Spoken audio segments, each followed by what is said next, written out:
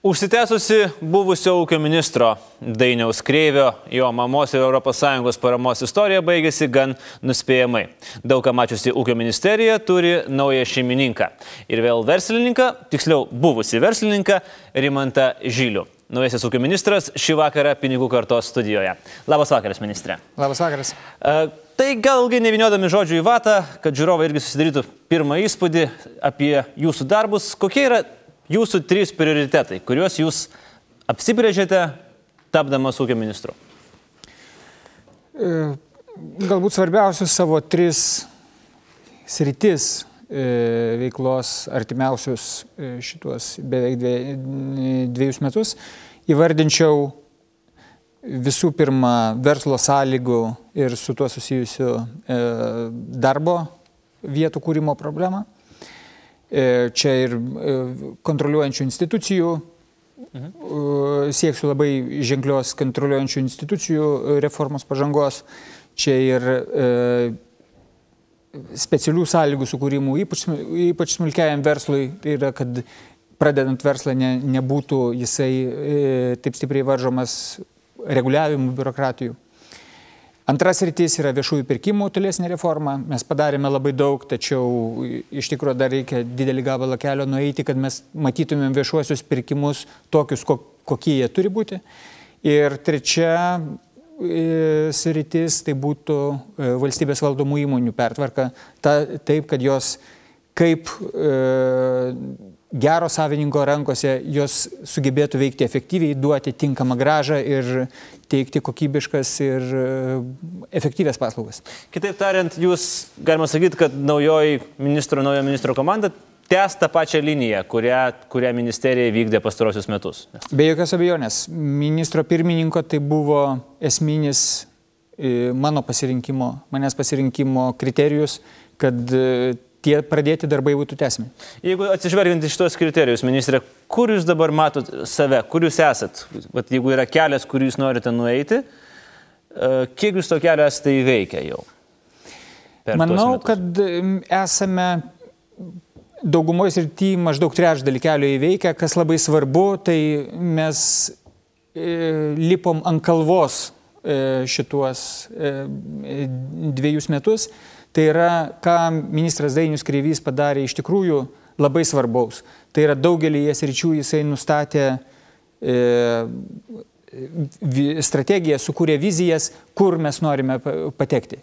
Tai aš, ką vadinu, mes užlipom ant šiek tiek aukštesnės vietos ir matom, kur mums reikia eiti. Dabar reikia eiti. Taip, jūs užlipot ant tos vietos, jūs turit vizijas, bet ir žmonės, ir verslas, vizijos yra gražu, bet vėlgi, vizijos iš politikų lūpų dažnai ir lieka vizijom. Dabar kada jos virs konkrečiais darbais ir kaip tas bus palies, tarkim, kad tą patį Lietuvos verslą? Tai jos virsta iš tikrųjų kiekvieną dieną ir kiek be abejo, vieni sprendimai paliečia greičiau, kiti lėčiau, kas yra labai svarbu ūkio ministerijos toksai viena iš svarbių sričių, tai yra neleisti kai kurių sprendimų, kurie gimsta kitose ministerijose, kurie gimsta Seime, kurie iš tikrųjų mūsų nuomonė sutrukdytų verslai. Bet galbūt aš pabrėžčiau, ką aš vadinu, ką ir ministerijoje dabar mes žiūrim, darom peržiūrą tų dalykų, kurie yra nubrėžti. Mes koncentruojamės dabar, kas turi būti padaryta to jau pat, kas gali būti padaryta per tuos ateinančius beveik 2 metus. Ir tai, ką aš ministerijos darbuotojams sakau, ką aš vadinu prioritetu. Į prioritetus turi būti sutelkta didžioji dalis žmonių ir didžioji dalis lėšų. Labai gerai. Tai kas turi būti padaryta to jau pat? Vat jūs sakote, dabar turi būti padaryta to jau pat ir mes po labai protingo laiko mes matom rezultatus.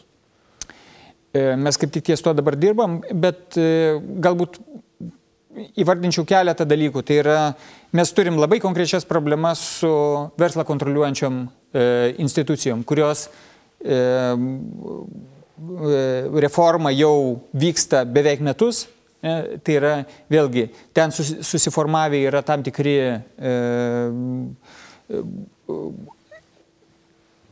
dalykai, kaip spręsti, ką spręsti. Ir dabar artėja gegužės 1 diena, tai yra pirma data, kai jau veikia vyriausybės nutarimas, kuris nurodo, jog visi verslo aplinką keičiantis teisės aktai gali įsigalioti 2 kartus per metus, gegužės 1 ir lapkričio 1 dieną. Tai reiškia, kad verslininkui nebereikės sekti 108 kartus į metus išeinančių valstybės žinių, o likus tam tikram laikui iki tos gegužės 1 dienos jisai matys visus surinktus teisės aktus, kurie keičia jo verslo aplinką, galės atsirinkti, kurie liečia jį. Taip. Ir turėti laiko jiem pasiruošti. Tai yra šitų minčių tapimas kūnų, jų įgyvendinimas yra esminis mano artimiausių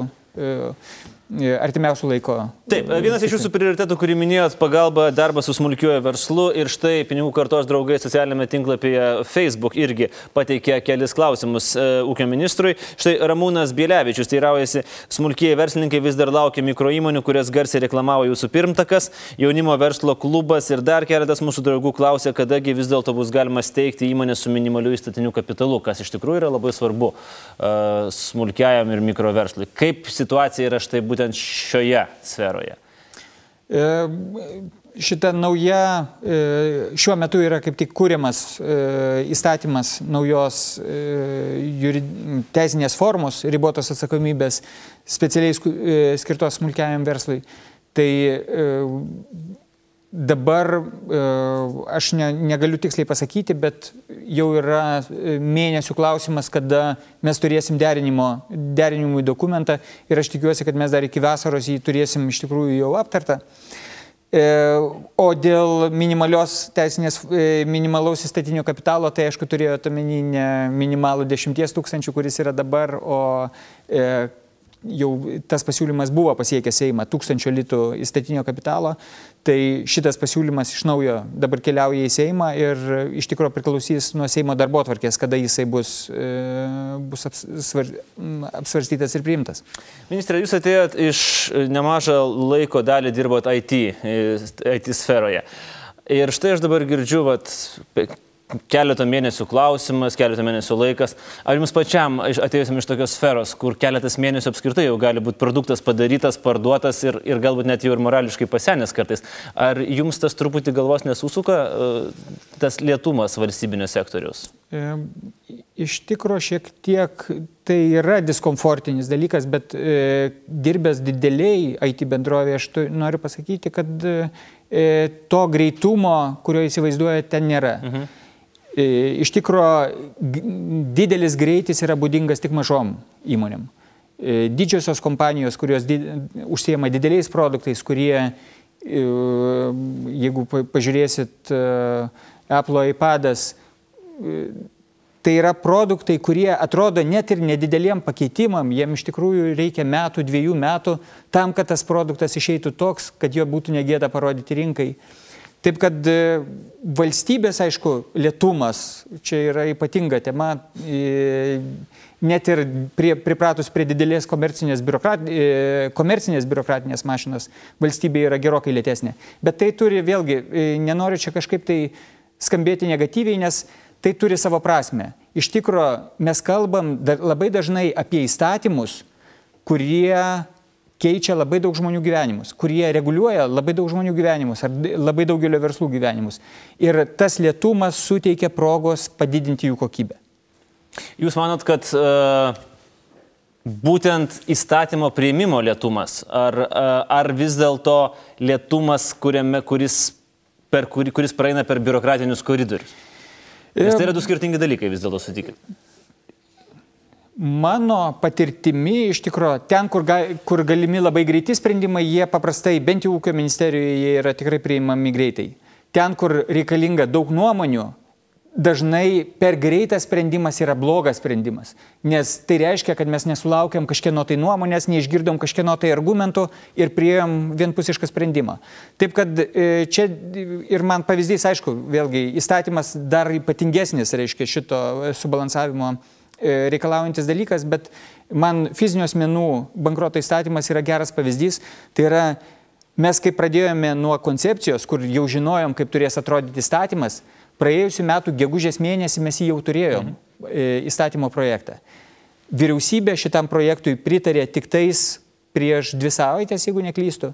Tai reiškia, kad mes buvome gavę turbūt 150 puslapių pastabų apie tai, kaip tas įstatymas turi būti, projektas turi būti pakeistas, patobulintas ir taip toliau. Ir tai yra labai svarbu. Dabartinis vyriausybės patvirtintas projektas yra ženkliai geresnis negu tai, ką mes matėme gegužės mėnesį.